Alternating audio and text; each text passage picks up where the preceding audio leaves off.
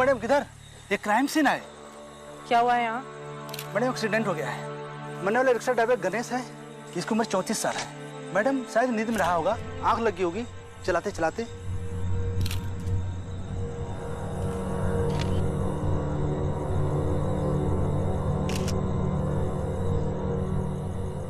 संभाल के। एविडेंस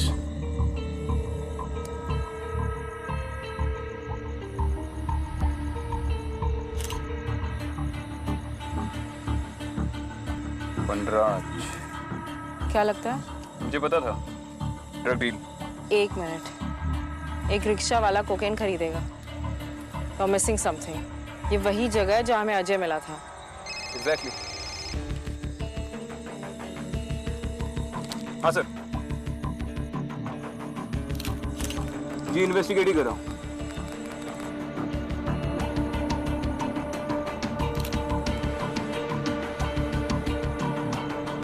जी। तुम गलत सोच रहे हो। ये सिर्फ एक ड्रग डील नहीं है, इट्स मोर देन दैट। मैं कर रहा हूँ ना इन्वेस्टिगेट। रिलैक्स।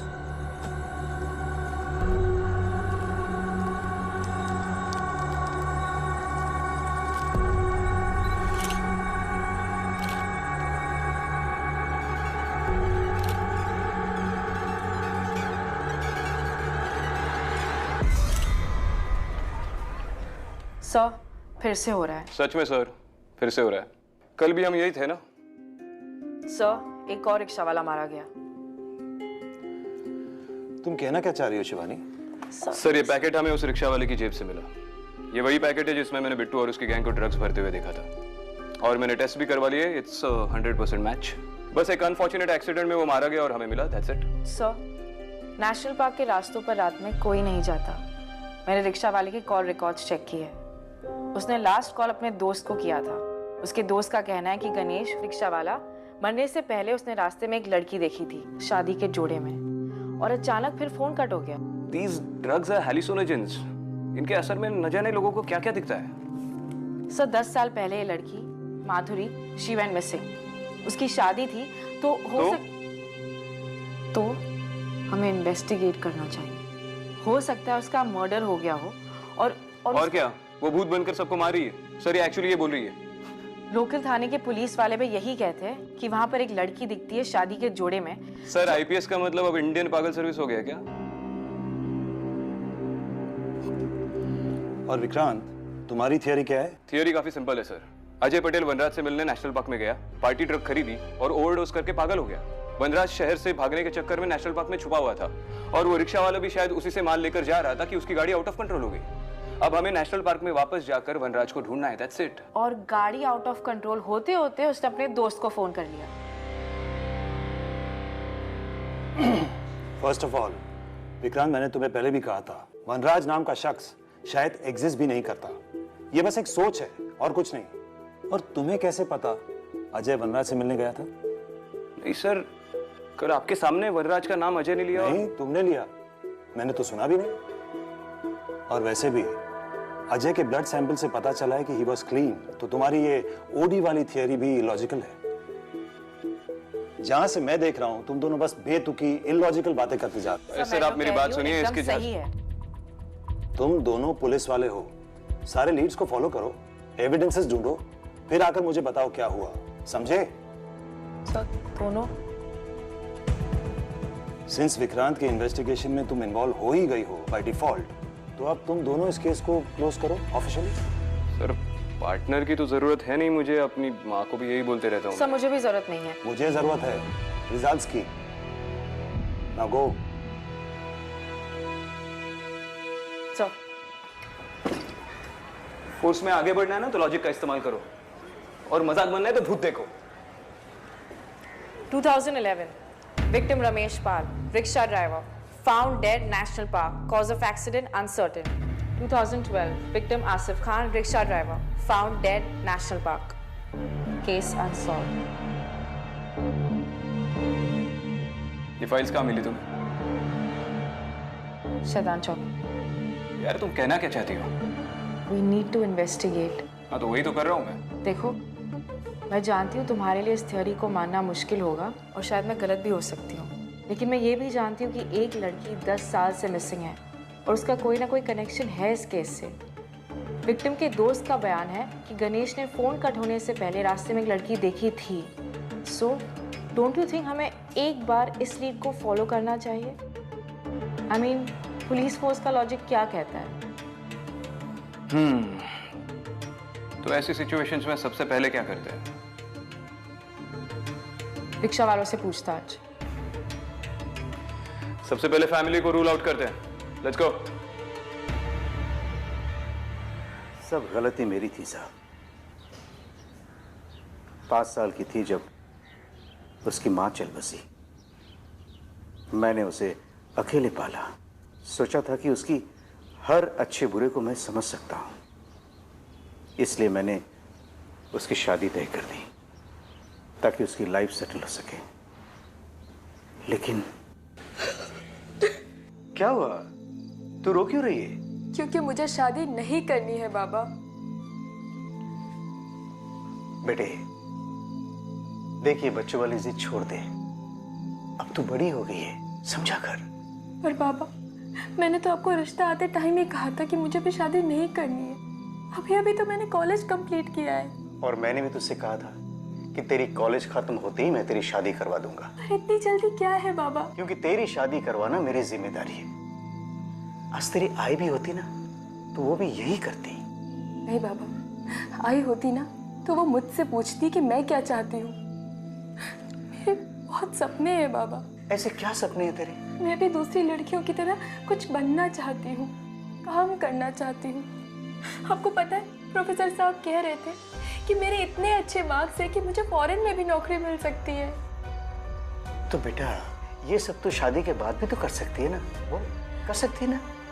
पर बाबा, आप तो उन लोगों की सोच जानते हैं ना, वो मुझे शादी के बाद काम नहीं करने देंगे। तो मत करना, कुछ करने की जरूरत नहीं है तुझे, मगर तेरी शादी होके रहेगी।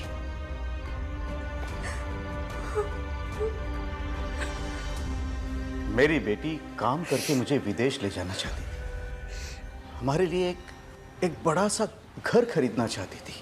मैं कभी सोच भी नहीं सकता था कि एक लड़की के मन में काम करने की इतनी चाह हो सकती है। बस साहब, आप मेरी माधुरी को वापस ला दो। मैं उसे डांटूंगा नहीं, गुस्सा भी नहीं करूंगा साहब। उसका कोई बॉयफ्रेंड था? नहीं साहब, उसे तो सिर्फ पढ़ाई करने का शौक था, लेकिन पता नहीं कहां चली गई।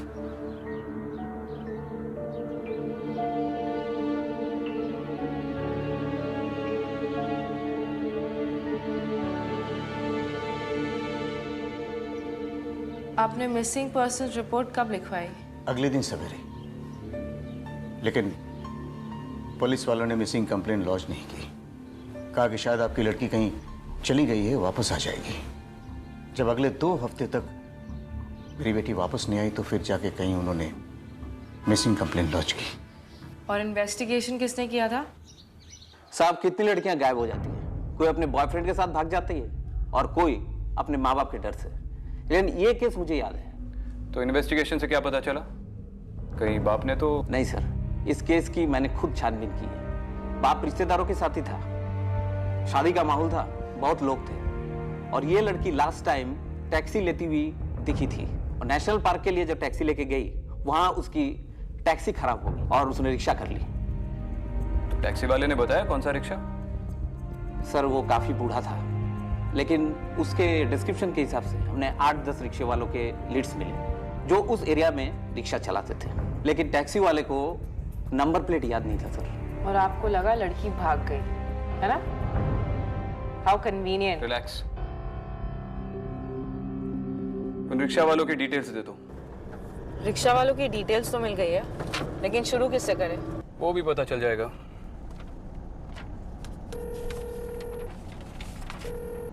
Joshi. Yes sir. National park road 2008, rickshaw driver. समझ गया सर। ये क्या है? Google search. जीता जागता गूगल, मेरा इन्फॉर्मर जोशी। सिर्फ एक रिक्शा वाला उस एरिया के सारे रिक्शा वालों की कुंडली बता देगा। 10 साल पहले आप नेशनल पार्क रोड पे रिक्शा चलाते थे? सब कोई एरिया फिक्स नहीं होता था, लेकिन हाँ, ज़्यादातर उसी रोड पर रिक्शा चलाता था। और कौन कौन रिक्शा चलाता था वहाँ पे? सब कुछ ही लोग थे जो वहाँ रिक्शा चलाते थे। कुछ सालों से तो उन्होंने भी वहाँ जाना बंद कर दिया है। वहाँ वो एक लड़की का भूत है ना साहब।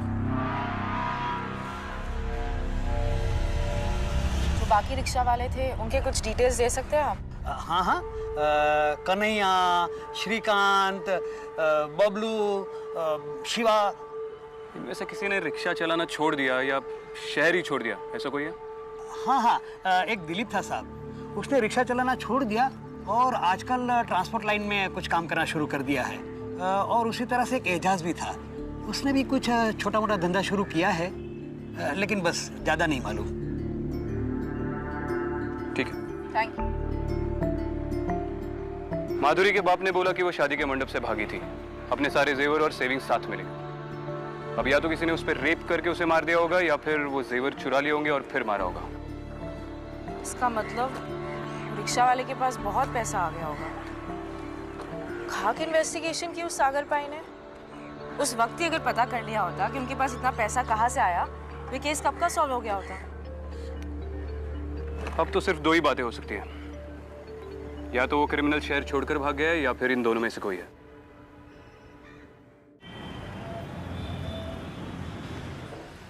क्या ये मुझे कहाँ फंसा रहे हो साहब आप?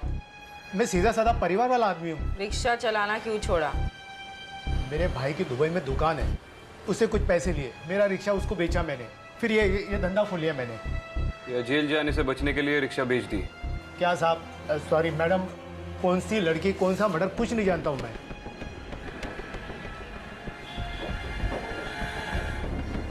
अल्लाह कसम साहब झूठ नहीं बोलूँगा, मैं नहीं जानता हूँ साहब। तेरे भाई और घर वालों के डिटेल्स दे दे। सॉरी सर, क्या है आज लंच ब्रेक थोड़ा लेट हुआ ना, इसलिए लेट हो गया। बोलिए क्या सेवा करो आपकी? आज से 10 साल पहले आप नेशनल पार्क रोड पे रिक्शा चलाते थे। सर जरा धीरे बात कीजिए, क्या है 10 साल पुरानी बात है, मेरा ऑफिस स्टाफ सुनेगा तो कैसा लगेगा? ये ट्रांसपोर्ट का बिजनेस कैसे शुरू किया? सब माता की कृपा है सर। देखो जिंदगी में मैंने छोटे मोटे गलत काम किए, लेकिन एक अच्छा काम किया, अपने पत्नी से शादी करके। शादी में जो भी उसके पिताजी ने दिया, बस उसी में थोड़ी मेहनत डाल के उसको आगे बढ़ाया। बाकी तो माता का आशीर्वाद है ही। इस लड़की को पहचानते हो? आज से 10 साल पहले शायद ये तुम्हारी रिक्शा में बैठी थी नेशनल पार्क रोड पर।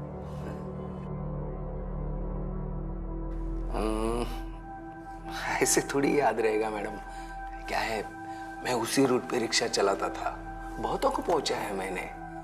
अब लेकिन ये सब आप क्यों पूछ रहे हैं? एक सवारी अभी तक पहुंची नहीं है दुल्हन के लिबास में। अच्छा, मैं क्या बता सकता हूँ, लेकिन इस देखिए एक बार फिर से देख लीजिए, शायद कुछ याद आ जाए। नहीं नहीं नहीं।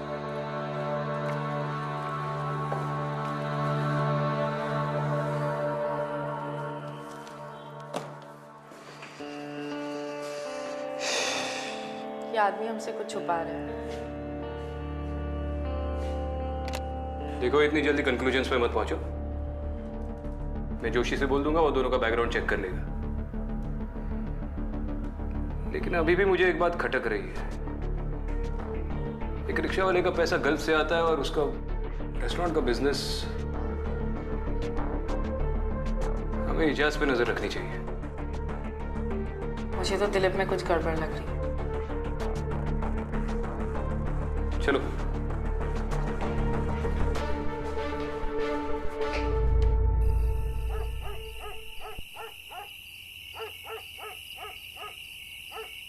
यार, फर्स्ट ऑफ ऑल मेरी ये समझ में नहीं आ रहा कि मैं एक 10 साल पुराना केस क्यों सॉल्व करने की कोशिश कर रहा हूँ। आई थिंक तुम एजाज पर अपना टाइम वेस्ट कर रहे हो। कॉल्ड गट इंस्टिंक्ट।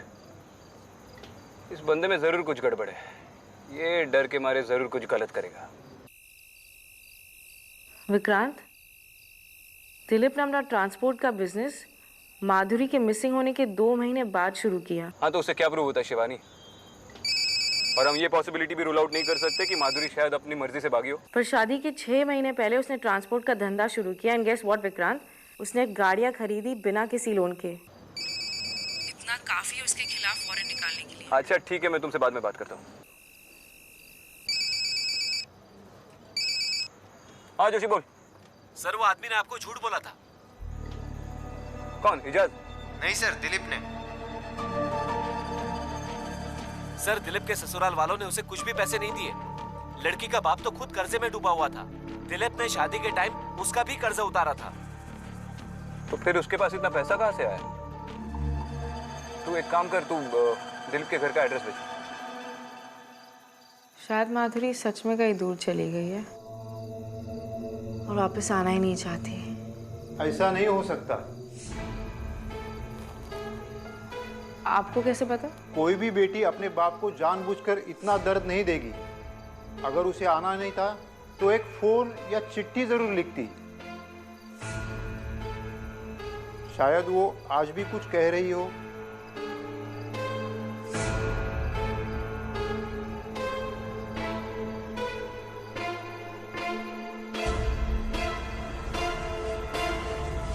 दीदी, क्या आप मुझे आगे चौराहे तक छोड़ देंगी?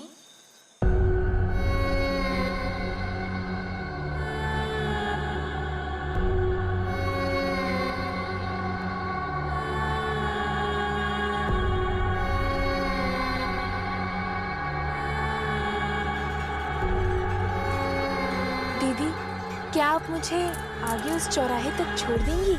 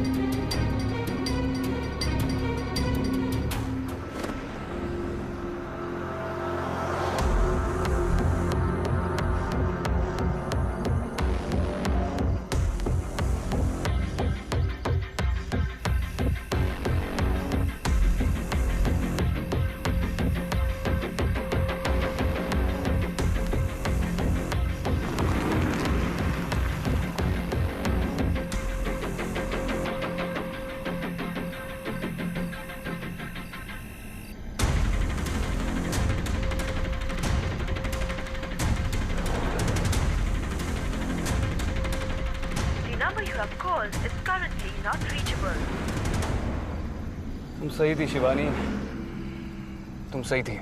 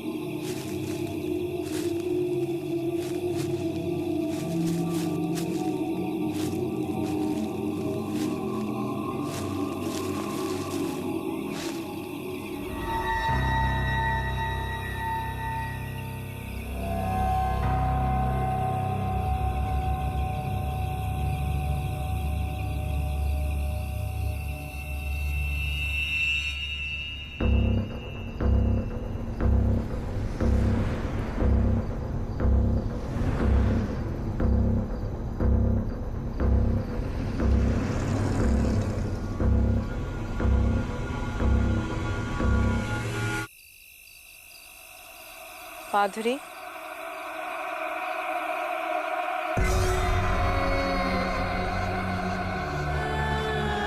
मुझे पता है तुम्हारे साथ जो भी हुआ था वो कुछ तो बहुत गलत हुआ था,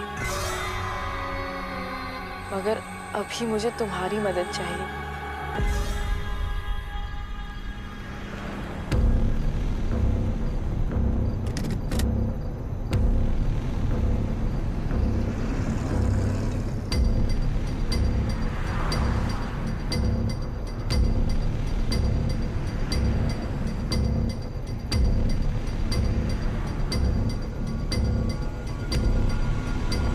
बार हुई क्यों आ रहा?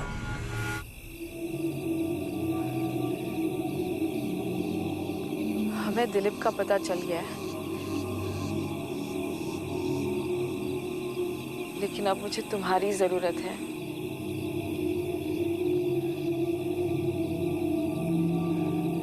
माधुरी,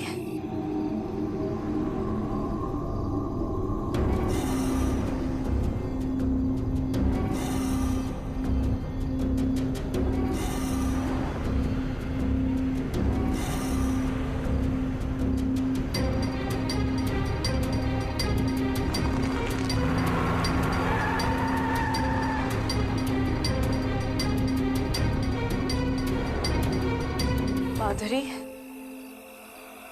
तुम सुन रही हो ना?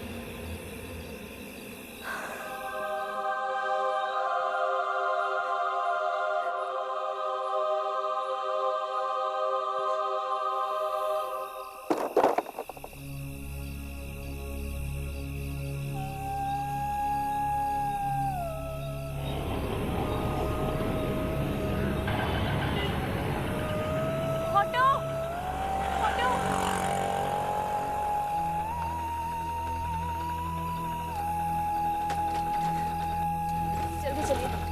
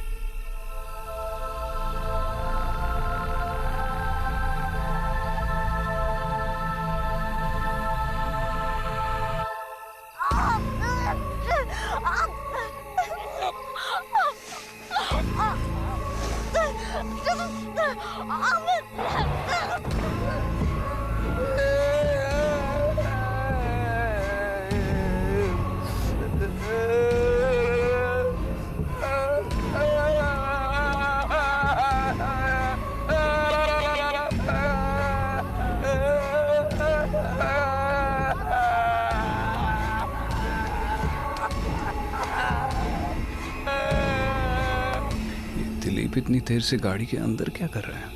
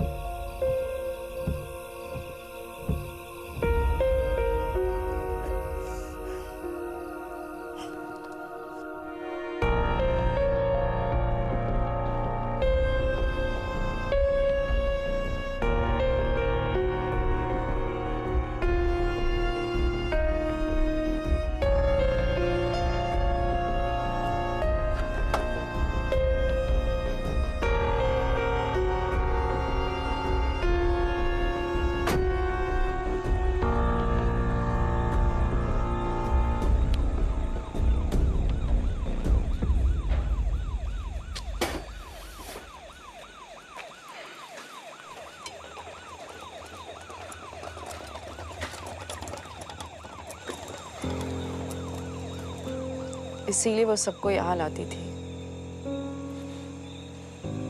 दिलीप ने उसे यहीं दफनाया था। देखो, तुम्हें चाहे जो भी लगे, लेकिन ये केस रूटीन पुलिस इन्वेस्टिगेशन से सॉल्व हुआ है। और ये कैसे मरा? इसे मैंने अपनी आंखों से देखा था। उसने खुद चाकू गले पे रखा और घुमा दिया। विक्रांत, तुम क्यों नहीं समझते कोई अपने आप को ऐसे ब्रूटल तरीके से कैसे मार सकता है?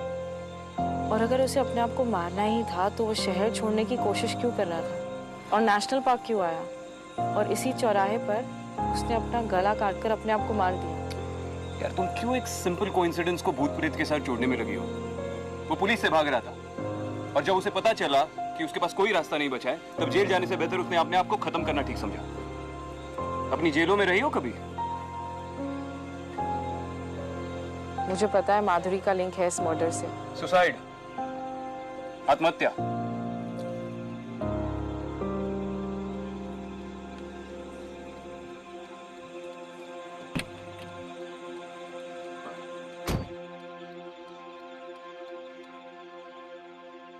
वनराज कौन है? वनराज? हाँ, उस दिन तुमने उसका नाम लिया था। कौन है? कहाँ मिलेगा? मैं किसी भी वनराज को नहीं जानता हूँ। इनफैक्ट उस दिन नेशनल पार्क रोड में एंटर करने के बाद क्या हुआ मुझे कुछ भी याद नहीं है। Sorry sir. विक्रांत, तुमसे कुछ बात करनी है।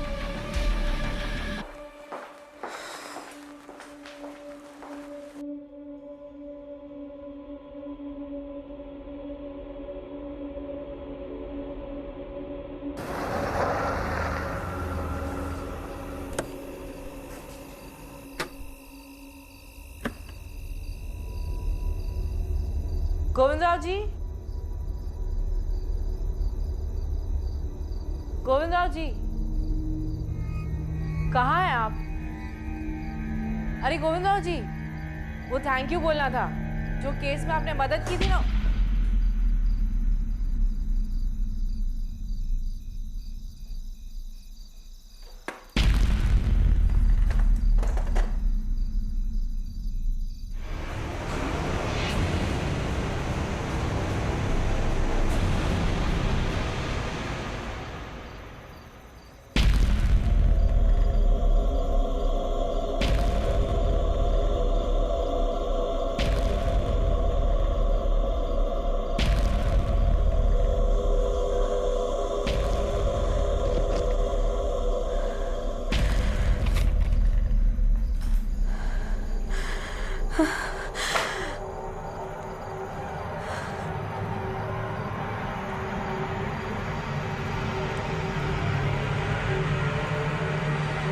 मैडम, डरिए मत। आप यहाँ एकदम सुरक्षित हो। बिल्कुल चिंता मत करो। किससे सुरक्षित? वो पीली आंखों वाला बहुत खतरनाक है। वो बहुत बुरा है। वो कौन? साहिब ने बोला था आप आओगी, आपकी मदद करनी है। मुझसे जितनी बनेगी आपकी पूरी मदद करूंगा मैं। कौन साहब?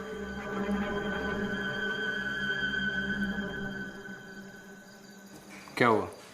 बात क्या है? मैं देख सकती हूँ बचपन से,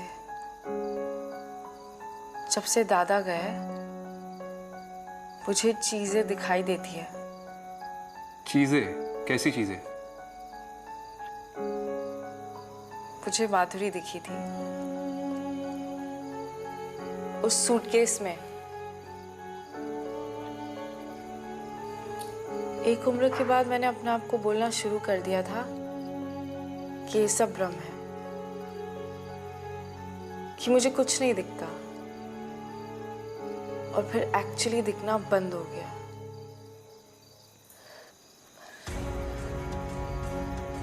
कल अचानक पता नहीं क्यों फिर से पहले माधुरी, फिर गोविंदराव।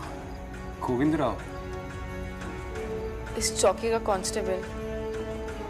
आई नो वो मर चुका है, लेकिन मेरा विश्वास करो माधुरी की फाइल उसी ने मुझे दी, और वो अभी यहाँ था। उसने मुझसे कहा कि कोई पीली आंख वाली से मुझे खतरा है, लेकिन यहाँ मैं सुरक्षित हूँ।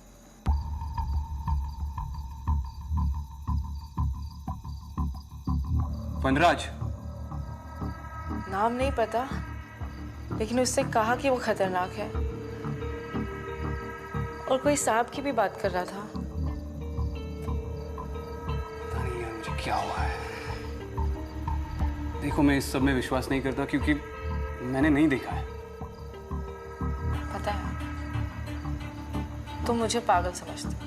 नहीं, I mean, पता नहीं अभी क्या लगता है। पिछली केस के बाद तो बिल्कुल भी नहीं। मैंने सुरेश सर से कहकर अपने आप को यहाँ पर असाइन करवा लिया है, शैतान चौकी में। मैं चाहता हूँ कि माधुरी की तरह जो बाकी अनसॉल्व केसेस है उन्हें भी जस्टिस मिले। And I want you to assist me. मुझसे नहीं होगा ये। देखो, तुम कह रही हो तुम्हें चीजें दिखती हैं। मैंने उस पीली आंख वाले को देखा है और मुझे उसे ढूंढना है।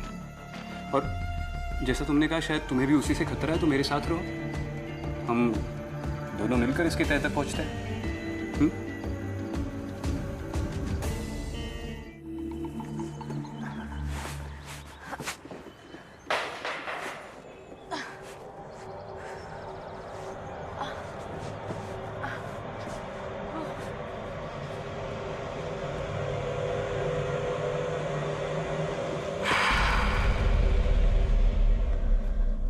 डरो मत, मैं ही हूं। वैसे तुम इतनी जल्दी यहाँ क्या कर रही हो? तुम भी तो। मैं तो फाइल्स पढ़ रहा था। और मैं उसी की तैयारी। Coffee machine, nice. सीरियसली? तुम पिछले 20 साल की फाइल स्कैन करने वाली हो? बार बार पढ़ भी तो नहीं सकते, इनकी हालत देखिए। अरे लेकिन इसमें भी 20 साल लग जाएंगे।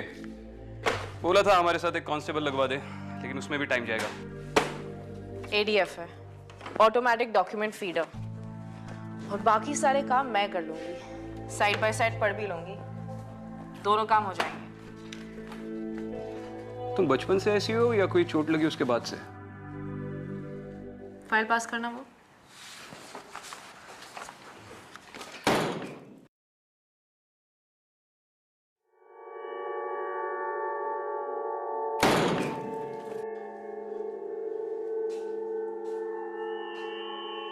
ये दरवाजा तो मैंने खोला ही नहीं था। विक्रांत, वहां मत जाओ, रुको।